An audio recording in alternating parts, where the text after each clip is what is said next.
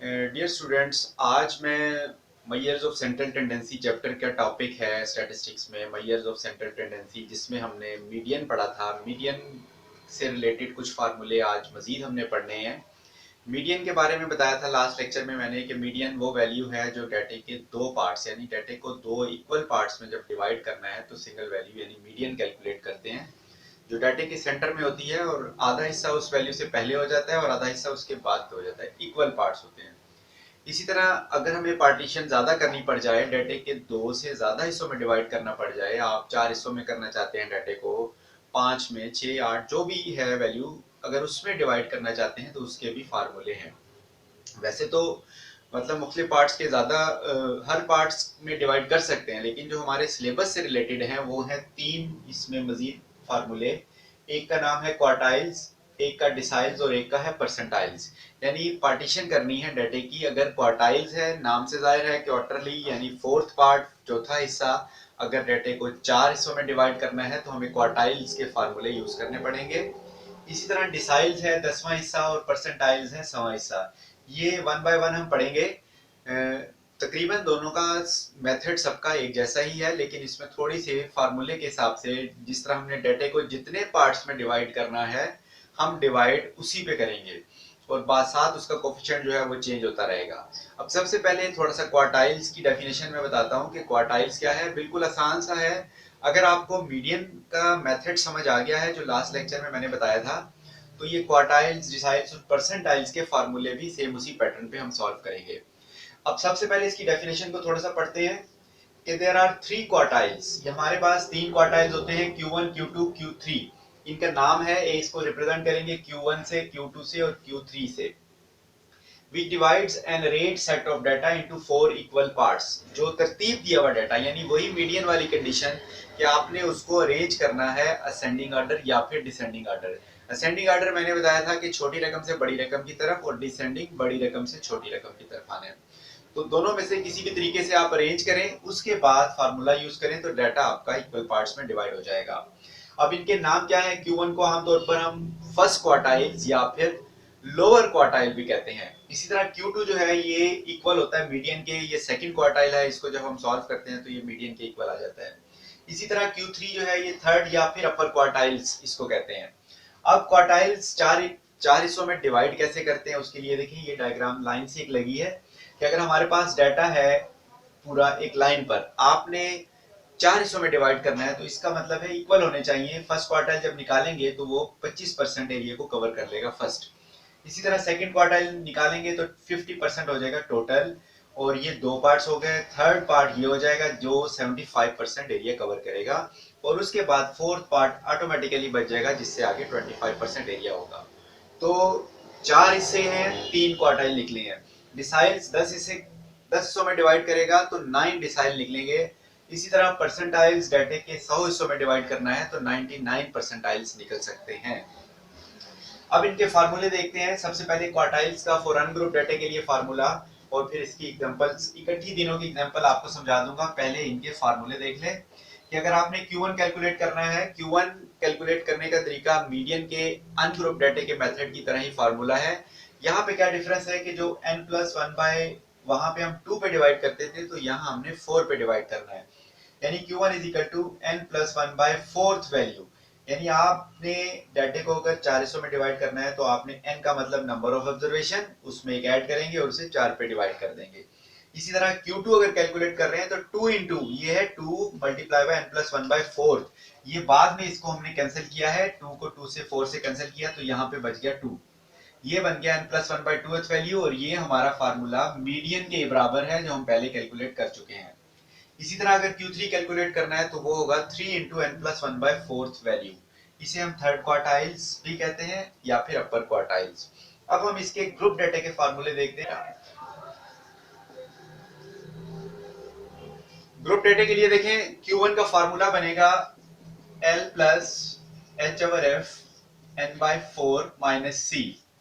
Q2 जो है इसका फार्मूला बनेगा L plus H by F 2n by 4 minus C. ये इससे कैंसिल होने के बाद मीडियन के बराबर ही आ जाएगा। इसी तरह Q3 is equal to L plus H over F 3n/4 minus C, third quartiles या अपर क्वार्टाइल भी कह सकते हैं इसको, ये लोअर।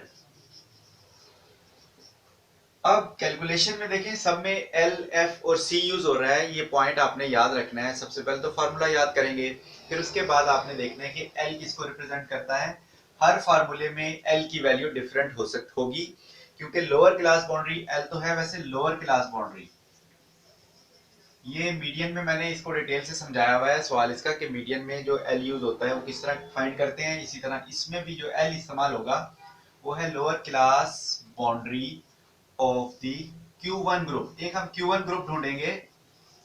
Q1 ग्रुप कैसे ढूंढेंगे, आप समेशन F यानी जो n है उसको 4 पे डिवाइड करेंगे। 4 पे डिवाइड करने के बाद उसको कम्युलेटिव फ्रीक्वेंसी में देखेंगे कि वो किस पोजीशन पे लाई करती है वैल्यू। फिर उसके सामने अंडरलाइन करने के बाद आप वहां से जो ग्रुप्स होंगे वहां से आपने लोअर क्लास बाउंड्री लिखनी है।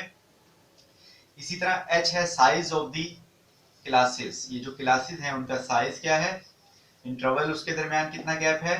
n मैंने बताया कि समेशन f बराबर है n के, और c जो है ये प्रीसीडिंग कम्युलेटिव फ्रीक्वेंसी होती है। जो क्वेश्चन में आपको इसका बनाने का तरीका मैं बताऊंगा, पहले भी मीडियन में भी हमने बनाई थी, इसमें भी हम बनाएंगे। प्रीसीडिंग कम्युलेटिव फ्रीक्वेंसी, प्रीसीडिंग यानी पीछे वाली, किससे पीछे वाली, of Q1 group, of Q1। ये मैं Q1 के हिसाब से लिख रहा हूं, जब आप Q1 ग्रुप बना लेंगे तो उसके हिसाब से आपने लोअर क्लास बाउंड्री ढूंढनी है। उसके बाद साइज ऑफ इंटरवल देखना है, कम्युलेटिव फ्रीक्वेंसी जो प्रीसीडिंग है Q1 ग्रुप से पहले वाली है वो आपने लिखनी है। इसी तरह फ्रीक्वेंसी F जो है ये तो फ्रीक्वेंसी को रिप्रेजेंट करेगा, सिर्फ जो फ्रीक्वेंसी का कॉलम होगा ऑफ दी Q1 ग्रुप। ये चीजें मैंने क्वार्टाइल फर्स्ट के लिहाज से समझे मैंने लिखी हैं। इनको अगर आप Q2 और Q3 में कन्वर्ट करना चाहते हैं तो यहाँ पे आपने लिख देना है Q2 यानी मीडियन ग्रुप, यहाँ पे फार्मूला ये वाला यूज करेंगे। इसी तरह जब Q3 के लिए लिखेंगे तो फार्मूला यहाँ पे 3n/4 और lower class boundary of the Q3 group लिख सकते हैं, size of the classes of Q3 group, preceding cumulative frequency of Q3 group, इसी तरह फ्रीक्वेंसी ऑफ Q3। ये है फार्मूले ग्रुप डाटा के। सबसे पहले तो आपको फार्मूले याद होने चाहिए, फिर इसके बाद इसकी एग्जांपल सॉल्व करूंगा जिसमें वन बाय वन हम सारे फार्मूलों को सॉल्व करेंगे। डिसाइल्स की डेफिनेशन देखें कि डिसाइल्स क्या है। जैसे मैंने पहले बताया कि अगर हमने डाटे को 10 इक्वल पार्ट्स में डिवाइड करना है तो हमें डिसाइल्स कैलकुलेट करने पड़ेंगे। उसको रिप्रेजेंट कैसे करते हैं, यहाँ पे है D1, D2, D3 और सो ऑन D9 तक आर 9 डिसाइल्स। हमारे पास 9 डिसाइल्स हैं which divide an arrayed set of data into 10 equal parts. जो डाटे को अरेड लाजमी है, इसमें भी शर्त है कि आपने तरतीब देना है डाटे को और फिर उसके 10 इक्वल पार्ट्स में डिवाइड होगा। अब D1 फार्मूला इसका जो अनग्रुप डाटे का है वो देखें, उसी तरह n+1/, यहाँ पे आपने चेंज आ जाएगा। क्वार्टाइल में हमने लिखा था n+1/4, यहाँ पे लिखना है n+1/10th वैल्यू। मेथड तकरीबन बाकी सेम होगा, सिर्फ जो रिजल्ट्स हैं डिवाइड वाली वैल्यू है वो चेंज होती जाएगी। अगर आपने D2 कैलकुलेट करना है तो 2 into n+1/10। इसी तरह इसमें याद रखना है जो ऑब्जेक्टिव के हिसाब से पॉइंट है वो क्या है कि D5 जो है, ये पॉइंट याद रखना है, ये इक्वल होता है मीडियन के और ये इक्वल होता है Q2 के। क्योंकि यहाँ आ रहा है जो नंबर्स होगा वही यहाँ पे मल्टीप्लाई में कोफिशिएंट आ जाएगा। 5 into n+1/10 जब आप इसको कैंसिल करेंगे तो ये बन जाएगा n+1/2th वैल्यू, जो इक्वल होता है मीडियन के, और इसको आप Q2 के बराबर भी कह सकते हैं। इसी तरह ये 9 तक आप इसमें कोई भी डिसाइल कैलकुलेट करेंगे n+1/10th वैल्यू, यहाँ पे आना है 9। तो 9 डिसाइल्स हम इस तरीके से n ग्रुप डाटा में कैलकुलेट करेंगे। पहले तो इनके फार्मूलों का फर्क याद रखना है, उसके बाद इसकी एग्जांपल। अच्छा, इसका मैं यहाँ पे ग्रुप डाटे के भी बता देता हूँ कि ग्रुप डाटे का क्या फार्मूला बनेगा। ग्रुप डाटे में D1 is equal to L plus H/F n/10 minus C, यानी अब फार्मूला वही चल रहा है जो हमने क्वार्टाइल्स या मीडियन में लिखा था, चेंज यहाँ पे आएगी। अगर आप D2 कैलकुलेट करेंगे तो L plus H/F 2n/10 minus C। इसी तरह D5 के लिए L प्लस H/F। बिल्कुल सिंपल है, इसको याद करने का तरीका, एक ही फार्मूला याद करेंगे। अगर डिसाइल है तो 10 पे डिवाइड करें, और अगर क्वार्टाइल्स था तो 4 पे डिवाइड किया था, और जो डिसाइल का नंबर है वो 7 मल्टीप्लाई करना है आपने D9 is equal to L plus H over F 9n/10 minus C। ये है इनके ग्रुप डेटा के फार्मूले। ग्रुप डेटा के लिए वही पॉइंट याद रखना है जो हमने मीडियन के लिए था कि आपने एक तो क्लास बाउंड्री बनानी होगी और उसके अलावा कम्युलेटिव फ्रीक्वेंसी बनानी होगी। क्लास बाउंड्री और cumulative frequency continuous group data में जरूरी है। उसके बाद ये सारी चीजें हम कैलकुलेट कर सकते हैं कि L क्या है, F क्या है, H और C क्या चीज है। ये मैंने क्वार्टाइल में बताया कि लोअर क्लास बाउंड्री होगी और डिसाइल 1 का जो ग्रुप बनेगा।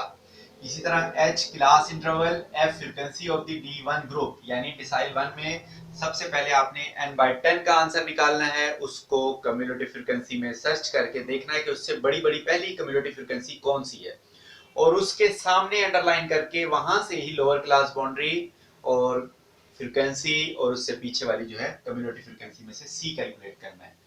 तो ये है डिसाइल्स के फार्मूले। नेक्स्ट जो हमारे पास है पार्टीशन इसकी है परसेंटाइल्स। परसेंटाइल जैसे मैंने स्टार्ट में बताया था कि परसेंटाइल से मुराद है 100वां हिस्सा, यानी ऐसी वैल्यूज, एक वैल्यू नहीं होगी, ज़ाहिर आपने 100 हिस्सों में डिवाइड करना है तो 99 वैल्यूज निकलेंगी, फिर डाटे के 100 पार्ट्स हो जाएंगे। 99 पोजीशन कट करेंगे, फिर डाटा 100 इक्वल पार्ट्स में डिवाइड हो जाएगा। तो उसको डिफाइन कैसे करते हैं कि P1 P2 P3 P2 P3 P99, ठीक है, are 99 percentiles which divide an arrayed set of data. इसमें भी शर्त वही है कि तरतीब दिया हुआ डाटा होना चाहिए। फिर ये जो 99 परसेंटाइल है उसे क्या करेंगे, 100 इक्वल पार्ट्स में डिवाइड कर देंगे। अब P1 का फार्मूला देखें अनग्रुप डाटा के लिए। अनग्रुप डाटा बिल्कुल आसान है, अगर आपको क्वार्टाइल या डिसाइल समझ आ गया है, वही फार्मूला यहाँ पे n+1/100 वैल्यू यानी 100 पे आपने डिवाइड करना है। P2 है तो वो आ जाएगा 2 इंटू n+1/100। ये पॉइंट क्या याद रखना है कि यहाँ पे जो नंबर है परसेंटाइल का वो साथ मल्टीप्लाई होगा। अगर आप P5 कैलकुलेट करना चाहते हैं तो 5 से मल्टीप्लाई करेंगे, ठीक है, और अगर आप P50 कैलकुलेट करना चाहते हैं तो 50 से मल्टीप्लाई करेंगे। और ये P50 जो है ये आप गेस करें कि P50 किसके इक्वल बचता है, तो P50 बचता है मीडियन के बराबर। अब ये ऑब्जेक्टिव का पॉइंट है मीडियन Q2 या फिर D5। ये सारों का रिजल्ट इक्वल आता है क्योंकि ये सेंटर में आ जाते हैं और ये डाटे के दो पार्ट्स कर देते हैं। इसके अलावा ये जाते हैं P99 तक हो सकते हैं, यानी कल क्वेश्चन में तो कोई एक या दो ही पूछे जाएंगे, लेकिन डेफिनेशन में हम सारे मेंशन करते हैं कि P99 तक है। 99 इंटू n+1/100। TH वैल्यू सबके साथ आती है क्योंकि ये पोजीशन कैलकुलेट होती है, यहाँ से फिर वो वैल्यू हम फाइंड करते हैं। तो ये अनग्रुप डाटे के लिए है। अब मैं इसका ग्रुप डाटे के फार्मूले भी साथ ही यहाँ बता देता हूँ क्योंकि सारे फार्मूले तकरीबन एक जैसे हैं। ग्रुप डाटे का देखें, ग्रुप डाटे के जैसे हमने मीडियन का फार्मूला कैलकुलेट किया था, क्वार्टाइल्स का किया है, डिसाइल का किया है। अब इनमें थोड़ा सा डिफरेंस है, वो आपने पॉइंट सिर्फ याद रखना है कि यहाँ पे L plus H over F ये आ जाएगा n/100 माइनस C, ठीक है। इसमें L क्या होगा, जो n/100 का आंसर आएगा उसको आपने कम्युलेटिव फ्रीक्वेंसी में ढूंढना है कि उससे बड़ी पहली कम्युलेटिव फ्रीक्वेंसी कौन सी है। फिर उसके सामने लाइन लगाने के बाद lower class boundary of P1 group, class interval of the P1 group के जो क्लासेस हैं, F frequency of the P1 group, C preceding cumulative frequency. इसके बाद अगर आपने P2 का फार्मूला बनाना है तो वो बिल्कुल आसान है, 2n/100 माइनस C। ये कंटिन्यूस कोई भी फार्मूला पूछा जा सकता है। फर्ज किया P67 है तो आपने क्या करना है, 67n/100 माइनस C और ये 99 तक आपको कोई भी एक फार्मूला इसमें से पूछा जाता है। मेथड तकरीबन एक जैसा है, वैल्यू चेंज होती जाएंगी। डिवाइड 100 पे है, ये 2 से मल्टीप्लाई होने के बाद 100 पे है। अब इन्हीं से जो रिलेटेड अनग्रुप डाटा की एग्जांपल है, पहले वो मैं आपको सॉल्व करवाता हूँ। ये एग्जांपल है अनग्रुप डाटा की। इसमें पूछा गया है compute lower and upper quartiles, fifth deciles and 25th percentiles. तो ये इस एग्जांपल में अनग्रुप डाटा की शक्ल में वैल्यूज दी हुई हैं। हमने इसमें लोअर क्वार्टाइल्स, अपर क्वार्टाइल और fifth decile and 25th percentiles calculate करना है। अब इस एग्जांपल में यानी हमारे पास जो तीनों फार्मूले थे उनकी एग्जांपल आ जाएगी। ये सबसे पहले देखिए पहला स्टेप क्या है, आपने ये याद रखें अरेंज करना है असेंडिंग ऑर्डर में, यानी छोटी रकम आपने देखनी है सबसे पहले 11, फिर उससे बड़ी रकम इसमें 12, फिर इस तरह 14, 18, तरतीब देना लाजमी होता है इसमें। इसके बगैर अगर आप फार्मूला लगाएंगे तो आपका सवाल गलत हो जाएगा। तो सबसे पहले याद रखें कि अरेंज करेंगे इन असेंडिंग ऑर्डर। अब लोअर क्वार्टाइल का फार्मूला हमने कैलकुलेट करना है Q1, जिसे हम कहते हैं, ये है 4Q1, यूं लिखेंगे 4Q1 find n plus 1 by fourth atom, यानी आपने 4 पे डिवाइड करना है। तो इसके लिए सबसे पहले तो आपने नंबर ऑफ वैल्यूज काउंट करनी है कि कितनी है। यहाँ पे हमारे पास है 1 2 3 4 5 6 7 8 9 10, 10 वैल्यू है, तो आपने करना है 10 प्लस 1 बाय फोर्थ। ये 11 बाय 4 जब आप इसको डिवाइड करेंगे तो ये तकरीबन 4 टू 8 और 2.75 वैल्यू, ये इसका रिजल्ट आ जाएगा। अब 2.75 को सॉल्व कैसे करना है हमने, कि ये जो है 2.7 चेक कर लें इसको जरा, रिजल्ट हमारे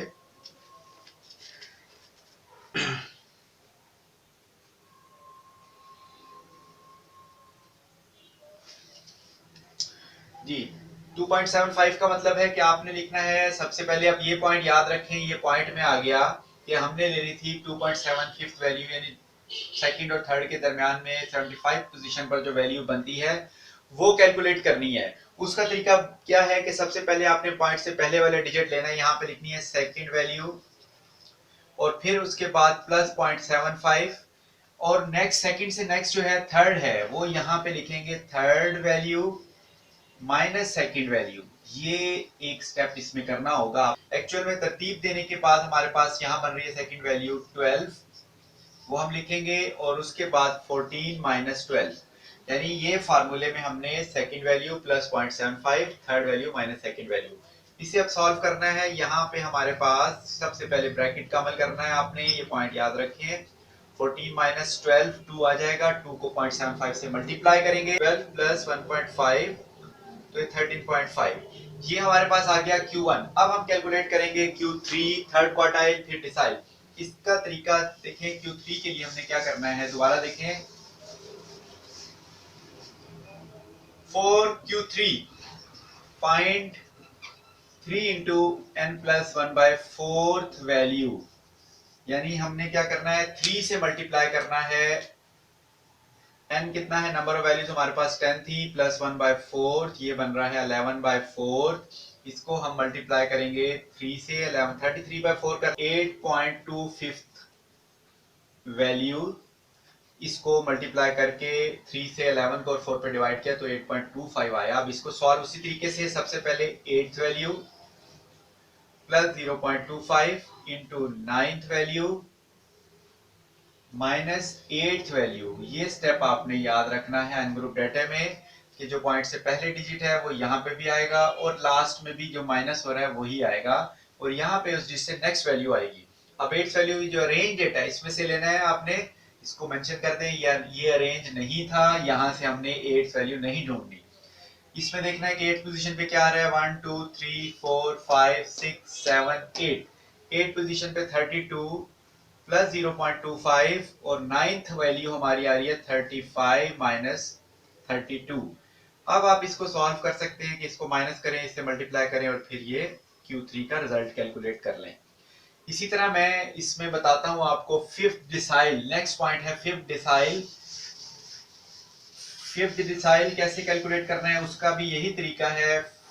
फिफ्थ डिसाइल को हम D5 कहेंगे, या फिर आप फिफ्थ डिसाइल लिख लें।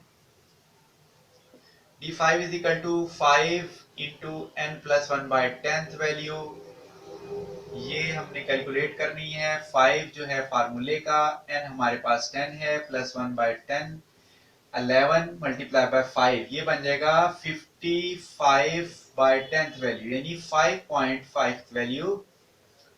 अब क्या तरीका है, वही पॉइंट याद रखना है, 1 2 3 4 5, फिफ्थ वैल्यू पहले लिखेंगे, यहाँ पे फार्मूला बना लें इसका, fifth value plus 0.5 into six value minus fifth value. ये स्टेप आपने याद रखना है कि हम इसमें क्या करते हैं, सिक्स वैल्यू में से फिफ्थ वैल्यू माइनस करते हैं। तो ये चेक कर लेते हैं फिफ्थ वैल्यू की क्या रिजल्ट आ रहा है, 1 2 3 4 5 आ रहा है 22, प्लस 0.5, 6 वैल्यू हमारे पास 26 माइनस 22। ये देख लें 1 2 3 4 5, फिफ्थ पोजीशन पे जो वैल्यू है वो पहले लिखी क्योंकि यहाँ 5 आ रहा था, और उससे जो नेक्स्ट वैल्यू है वो यहाँ ब्रैकेट में आएगी 6 माइनस फिफ्थ। इनको माइनस करेंगे, ये 4 आ रहा है, 4 को 0.5 से मल्टीप्लाई करें, 22 ये 2 बच जाएगा, और इसको 22 में आप ऐड करें तो 24। तो ये है D5 percentiles for 25th percentiles.